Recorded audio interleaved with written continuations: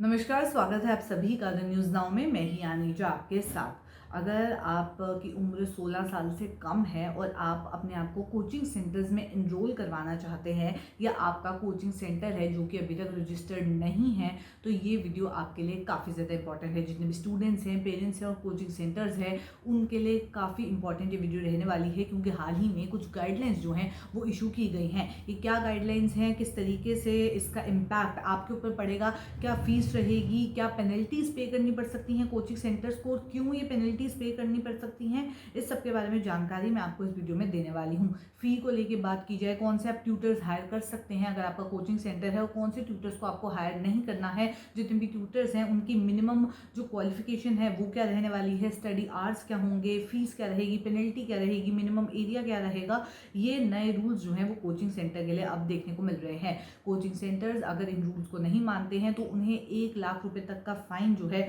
वो भी पे करना पड़ सकता है। साथ ही साथ जितने भी कोचिंग सेंटर्स जो अपनी मनमानी भी चलाते हैं फीस को लेके, उसको भी रेगुलेट किया जाएगा। उसके अलावा वही कोचिंग सेंटर्स जो दावे करते हैं कि हमारे पास जो जितने भी स्टूडेंट्स पढ़ के गए हैं उनकी कुछ पर्टिकुलर रैंक्स आई हैं, वो मिसलीडिंग क्लेम्स भी अब नहीं कर पाएंगे। ये रैंक को लेके जैसे वो गारंटी प्रोवाइड करते हैं कि अगर आप हमारे साथ एनरोल होंगे, हमारे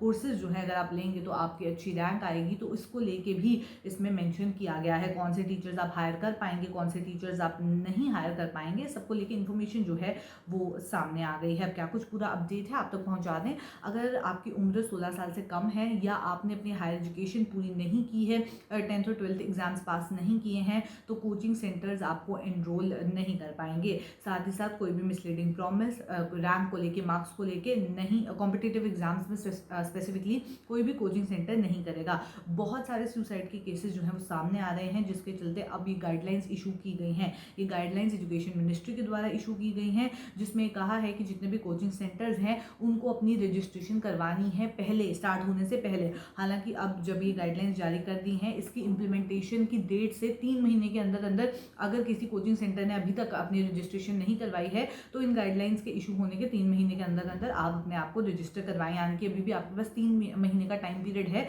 इस टाइम पीरियड के अंदर अंदर आपको अपनी रजिस्ट्रेशन करवानी है, जो कि ऑलरेडी अभी फंक्शनल है और उन्होंने अपनी रजिस्ट्रेशन नहीं करवाई है। साथ ही साथ कोई भी ट्यूटर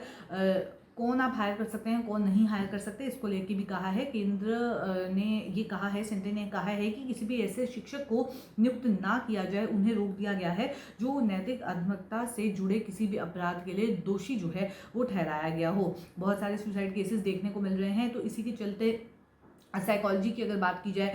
साइकोलॉजिस्ट की रिक्वायरमेंट है, काउंसलर्स की रिक्वायरमेंट है, इसको लेके भी कहा गया है। पॉलिसी को लेके अगर बात की जाए तो पहले आपको वॉयलेशंस के बारे में बता देते हैं। सेंटर ने ये भी सजेशन दिया है कि कोचिंग सेंटर्स को 1 लाख रुपए तक की पेनल्टी या फिर उनकी रजिस्ट्रेशन की कैंसिलेशन या फिर एक फीस जो कि उनको स्पेसिफिकली पे करनी होगी, ये पेनल्टीज देखने को मिल सकती हैं अगर कोई भी अनड्यू स्ट्रेस वो अपने स्टूडेंट्स को देते हैं, जिसकी वजह से वो सुसाइड करते हैं, या फिर कोई भी माल प्रैक्टिस इस तरीके की देखने को मिलती है। ओवरऑल जो वायलेशन अगर आप करते हैं इन गाइडलाइंस की, तो आपको पे करना पड़ सकता है। ये आपकी पेनल्टीज जो 1 लाख रुपीज़ की है या रजिस्ट्रेशन कैंसिलेशन की है, ये आपको देखने को मिलेंगी। अब कई ऐसे स्टूडेंट्स हैं जो कि सुसाइड के केसेस जिस तरीके से बढ़ते हुए नजर आ रहे हैं कि वो किसी पर्टिकुलर कोचिंग इंस्टीट्यूट में अपने आप को एनरोल करना चाहते हैं, पर फीस की वजह से या रैंकिंग की वजह से या एग्जाम्स की वजह से, कोई भी रीज़न है जिसमें वो एनरोल नहीं कर पा रहे हैं, या फिर उसके बाद उनके प्रॉपर रैंक नहीं आ रहे हैं जैसे एक्सपेक्टेड था, या बहुत ज़्यादा प्रेशर है, बहुत ज़्यादा स्ट्रेस है, इन सब चीज़ों की वजह से जो सुसाइड्स देखने को मिल रही हैं, इस सबको ध्यान में रखते हुए ये गाइडलाइंस जारी की गई हैं। ये हर एक स्टेट और यूनियन टेरिटरी के द्वारा गाइडलाइंस को इंप्लीमेंट किया जाएगा क्लास 12th तक, जो भी उनके जुरिस्डिक्शन के लेवल पे है। अदरवाइज इसको नॉन लीगल जो है वो कंसीडर किया जाएगा अगर आप जूनियर स्टूडेंट्स को एनरोल करते हैं कोचिंग के लिए जब वो स्कूल्स अटेंड कर रहे हो। यानी कि कई ऐसे बच्चे हैं जो कि स्कूल अटेंड करते करते कोचिंग सेंटर्स में अपने आप को एनरोल करते हैं फर्दर कोचिंग के लिए, तो उनको जो है जितने भी जूनियर स्टूडेंट्स हैं उनको एनरोल करना इलीगल माना जाएगा। तो ये बड़ा अपडेट जो है वो सामने आ रहा है। साथ ही साथ इस गाइडलाइंस में क्या कुछ मेंशन किया गया है, जो एनरोलमेंट की एज है उसका कैप इसमें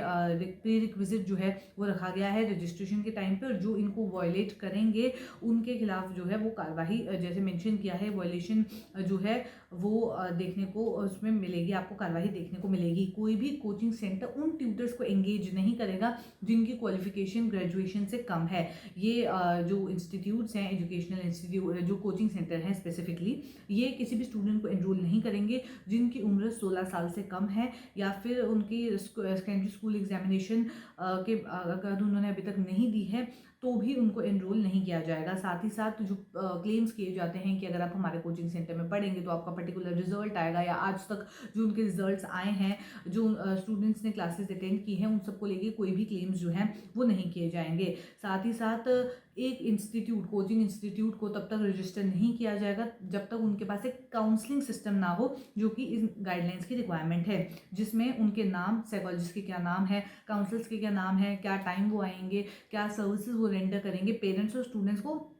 इसकी पूरी एक डिटेल उनको देनी होगी। ट्रेन काउंसलर्स को ही अपॉइंट किया जाए, इस गाइडलाइन में स्पेसिफिकली मेंशन किया गया है। कोचिंग सेंटर्स को अपनी एक वेबसाइट मेंटेन करनी है जिसमें अपनी डिटेल्स को उन्होंने रेगुलरली अपडेट करना है कि क्या क्वालिफिकेशन है ट्यूटर्स की, क्या कोर्सेज हैं, करिकुलर है, क्या ड्यूरेशन रहेगा पूरा कोर्स कंप्लीट होने का, ट्यूटर्स के बारे में भी उनकी क्वालिफिकेशन स्पेसिफिकली मेंशन करनी है, हॉस्टल फैसिलिटीज़ क्या कुछ हैं, फीस क्या चार्ज की जा रही है। साथ ही साथ आपको बता दें कि जितने भी कोचिंग इंस्टीट्यूट्स हैं जिनकी अलग अलग ब्रांचेस होती हैं, तो हर ब्रांच को एक अलग एंटिटी के रूप में भी कंसीडर करना होगा। ये जो गाइडलाइंस मेंशन की गई हैं, जो ट्यूशन फी रहेगी अलग अलग कोर्सेज के लिए, वो फेयर बेसिस पे चार्ज की जाए, और अगर किसी भी स्टूडेंट ने पूरी फी पे कर दी है और अब उसको किसी भी कारणवश बीच में अपना कोर्स जो है वो छोड़ना पड़ रहा है, तो उसको रिफंड दिया जाएगा फी डिपॉजिट में, जो भी रिमेनिंग पीरियड रहेगा, या प्रो डाटा बेसिस में, और 10 दिन के अंदर अंदर ये रिफंड जो है उन्हें पे करना होगा, कोचिंग सेंटर्स को वापस जो है स्टूडेंट्स को देना होगा। सेंटर ने हर एक स्टेट और यूनियन टेरिटरी को ये भेजा है कि जो अनरेगुलेटेड कोचिंग सेंटर्स हैं वो काफ़ी ज़्यादा बढ़ रहे हैं देश भर में, जिसको लेके उनके क्या नंबर्स हैं उनको कंसीडर किया जाए और एक पॉलिसी बनाई जाए या उनको रेगुलेट किया जाए, क्योंकि इसकी वजह से बच्चों में काफ़ी स्ट्रेस, सुसाइड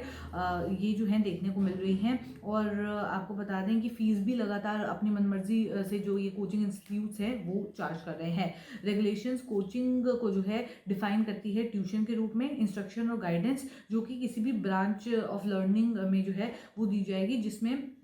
एक में 50 से ज़्यादा स्टूडेंट्स नहीं होंगे, जिसमें काउंसलिंग, स्पोर्ट्स, डांस, थिएटर, कोई भी क्रिएटिव एक्टिविटी जो है वो भी इंक्लूड नहीं की जाएगी। आपको बता दें इसमें मेंशन किया गया है स्पेसिफिकली कि कोचिंग को लेकर अगर बात की जाए, ट्यूशन्स क्या कुछ हैं ये भी प्रॉपर्ली उसमें मेंशन जो है वो किया गया है। तो काफ़ी बड़ा अपडेट जो है ये सामने आ रहा है हाल ही में, जो गाइडलाइंस इशू की गई हैं स्टूडेंट्स के लिए भी काफ़ी ज़्यादा इंपॉर्टेंट है, और कोचिंग सेंटर्स के लिए भी, और स्पेसिफिकली पेरेंट्स के लिए भी। तो चलिए फिलहाल के अपडेट में इतना ही, ऐसे अपडेट्स लेके फिर मुलाकात करूंगी। अभी के लिए दीजिए इजाजत, नमस्कार।